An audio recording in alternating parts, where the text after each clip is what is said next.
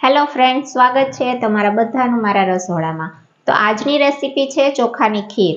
ખૂબ જ સરસ, ટેસ્ટી, એકદમ ઘાટી અને ફૂલ ક્રીમી આપણી ચોખાની ખીર બનીને તૈયાર થશે, પરંતુ ખૂબ જ ઓછા સમયમાં। હા, કારણ કે ચોખાની ખીરને ઘાટી બનાવવામાં જનરલી સમય વધારે લાગતો હોય છે, પરંતુ આપણે ખૂબ જ ઓછા ટાઈમમાં એકદમ સરસ ઘાટી અને મલાઈદાર ખીર બનાવીને તૈયાર કરશું। તો મારી રેસીપી હું આજે તમારી સાથે શેર કરીશ, પરંતુ તેની પહેલાં મારી ચેનલને હજી સુધીમાં સબસ્ક્રાઈબ ના કરી હોય તો પહેલાં જઈને મારી ચેનલને સબસ્ક્રાઈબ કરો, વિડીયોને લાઇક કરો અને શેર કરો।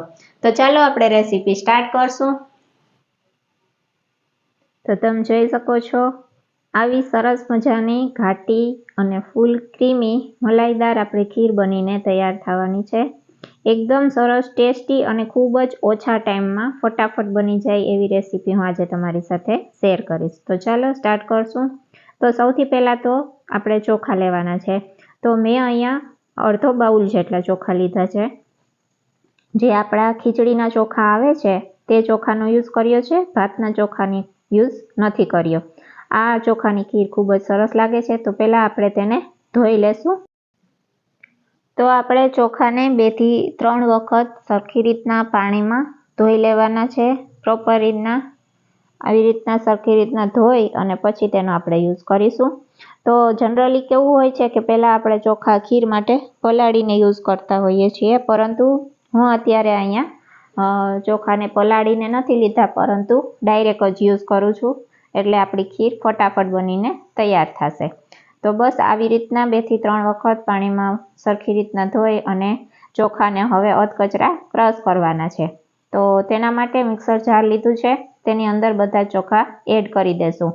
હવે આપણે તેને અધકચરા જ ક્રશ કરવાના છે, વધારે પડતા નહીં, પલ્સ મોડ ઉપર જ ક્રશ કરવાના છે મિક્સરમાં। વધારે પડતા ક્રશ ન થઈ જાય તેનું ધ્યાન રાખજો। જો આવી રીતના પલ્સ મોડ છે તેની ઉપર 2 થી 3 વખત તમે ફેરવશો એટલે તમારા ચોખા પ્રોપર રીતના ક્રશ થઈ જશે। તમે જોઈ શકો છો, મેં 3 વખત જ પલ્સ મોડ ઉપર તેને ક્રશ કર્યા છે।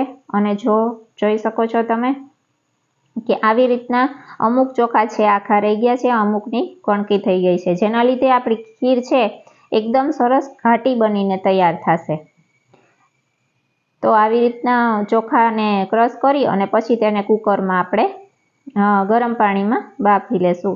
એટલે મેં 2 થી 2.5 ગ્લાસ જેટલું પાણી લીધું છે અને તેની અંદર બધા જે આપણા ક્રશ કરેલા ચોખા છે તેને એડ કરી દેવાના છે અને ખાલી 2 જ સીટી લગાડવાની છે। 2 સીટીની અંદર જ આ ચોખા સરસ રીતના બફાઈ જશે। એટલે 2 થી 2.5 ગ્લાસ જેટલું પાણી લઈ અને બધા જ ચોખાને આપણે એડ કરી દેશું। હવે આપણે તેને 2 સીટી માટે રાખી મૂકશું કુકરને અને 1 ચમચી જેટલું ઘી પણ એડ કરી દેવાનું છે। ઘીનો પણ ટેસ્ટ ચોખામાં બેસી જશે અને આપણી ખીર ટેસ્ટી બનશે। તો બસ 2 સીટી કરી લેવાની છે અને સાઈડમાં બીજા ગેસ ઉપર દૂધ પણ આપણે ગરમ કરવા માટે રાખી દેશું। મેં અત્યારે અહીંયા 1.5 લીટર દૂધ લીધું છે। જાડી તપેલીમાં દૂધ ગરમ કરવાનું છે, જેના લીધે દૂધ તળિયે દાઝે નહીં અને પ્રોપર રીતના ગરમ થઈ શકે। હવે આ દૂધ છે તે થોડું આનાથી ઓછું થાય ત્યાં સુધી આપણે તેને ગરમ કરીશું, એટલે 2 થી 3 ઉભરા આવે ત્યાં સુધી ગરમ કરવાનું છે। અને ચોખા પણ આપણા 2 સીટી થઈ ગઈ છે અને ચોખા એકદમ સરસ ચડી ગયા છે, તમે જોઈ શકો છો। હવે આપણે દૂધમાં જેટલી વસ્તુ નાખવાની છે તે લેશું। તો તેના માટે ખાંડ લીધી છે, કાજુ, બદામ, કસ્ટર્ડ પાવડર, પિસ્તા અને એલચી પાવડર। કસ્ટર્ડ પાવડર છે એ દૂધમાં પલાળીને લીધું છે।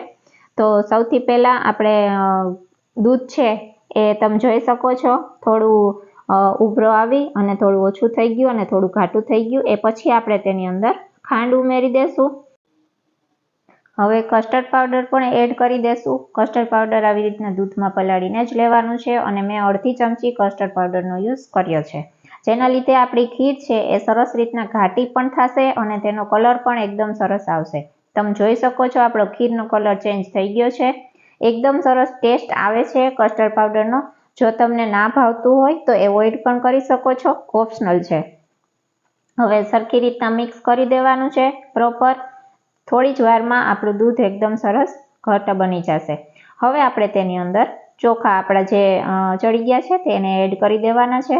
તો બધા જ ચોખા આપણે પ્રોપર ખીરમાં એડ કરી અને પ્રોપર મિક્સ કરી દેવાના છે. એટલે ચોખા પણ આપણા ખીરમાં મિક્સ થઈ જશે અને આપણી ખીર છે એકદમ સરસ ઘાટી બનીને તૈયાર થઈ જશે. તો તમે જોઈ શકો છો આપણી ખીર એકદમ સરસ રીતના ઘાટી બનીને તૈયાર થઈ ગઈ છે. હવે આપણે તેની અંદર કેસર ઉમેરી દેશું. કેસરનો ટેસ્ટ પણ સરસ આવે છે અને કલર પણ સરસ આવે છે ખીરમાં. અને એલચી પાવડર લેશું. એલચી પાવડરનો પણ ટેસ્ટ ખીરમાં ખૂબ જ સરસ લાગે છે. તો તેને પણ આપણે સરખી રીતના મિક્સ કરી દેશું. તમે જોઈ શકો છો આપણો ખીરનો કલર અને કેટલો સરસ આવ્યો છે અને એકદમ સરસ રીતના ઘાટી ખીર થઈ ગઈ છે. બસ થોડી જ વારમાં આપણી ખીર બનીને તૈયાર થઈ જશે. થોડી વારમાં તેને પાકવા દેશું. હવે તેની અંદર આપણે બધા ડ્રાયફ્રૂટ્સ ઉમેરીશું. તો બદામના કટકા લીધા છે, કાજુ, બદામ અને પિસ્તાની કતરણ એડ કરી છે. તમે તમારી રીતના કોઈ પણ ડ્રાયફ્રૂટ્સ તમને જે ભાવતા હોય તે તમે એડ કરી શકો છો, વધારે ઓછા પણ કરી શકો છો. મેં અત્યારે 3 ડ્રાયફ્રૂટ્સ એક મોટી ચમચી જેટલા લીધા છે. તેને સરખી રીતના પ્રોપર મિક્સ કરી દેશું. હવે તમે જોઈ શકો છો આપણી ખીર એકદમ સરસ મજાની ઘાટી થવા લાગી છે. ખૂબ જ ઓછા ટાઈમમાં આપણી સરસ મજાની ઘાટી ખીર બનીને તૈયાર થઈ ગઈ છે. પેલું કે આપણે ચોખાને એકદમ સરખી રીતના થોડા ક્રશ કરીને લીધા છે. બીજું આપણે તેમાં કસ્ટર્ડ પાવડર એડ કર્યું છે. અને ત્રીજું આપણે દૂધ થોડું ક્રીમી એટલે કે મલાઈ ઉતાર્યા વિનાનું દૂધ લીધું છે. જેના લીધે આપણી ખીર છે એ ખૂબ જ ઓછા ટાઈમમાં એકદમ સરસ ઘાટી બનીને તૈયાર થઈ ગઈ છે. અને હવે તમે જોઈ શકો છો કે ઠરી ગયા પછી તો તે એનાથી પણ વધુ ઘાટી થઈ ગઈ છે. હા, ઠરી જાય એટલે તે ખીર છે તે એનાથી પણ વધુ ઘાટી બનીને તૈયાર થઈ ગઈ છે. તો હવે બસ આપણે તેને સર્વ કરી દેશું. એકદમ સરસ ક્રીમી અને એકદમ સરસ ઘાટી અને ખૂબ જ ટેસ્ટી એવી આપણી ખીર બનીને તૈયાર છે. તમે આને ગરમ ગરમ ખાઈ શકો છો. ગરમ ગરમ પણ એટલી ટેસ્ટી લાગે છે. અને તમે આને ઠંડી કરીને ફ્રીજમાં રાખીને ખાશો તો પણ એકદમ સરસ ટેસ્ટી લાગશે. તો બસ હવે આપણે તેને ગાર્નિશ કરીશું. થોડો કેસર લીધું છે અને બદામની કતરણ લીધી છે અને પિસ્તાની કતરણ લેશું. તો આપણી ખીર છે એકદમ સરસ ઘાટી, ક્રીમી અને ખૂબ જ ટેસ્ટી એવી ખીર બનીને તૈયાર છે. ખૂબ જ ઓછા ટાઈમમાં બની ગઈ છે.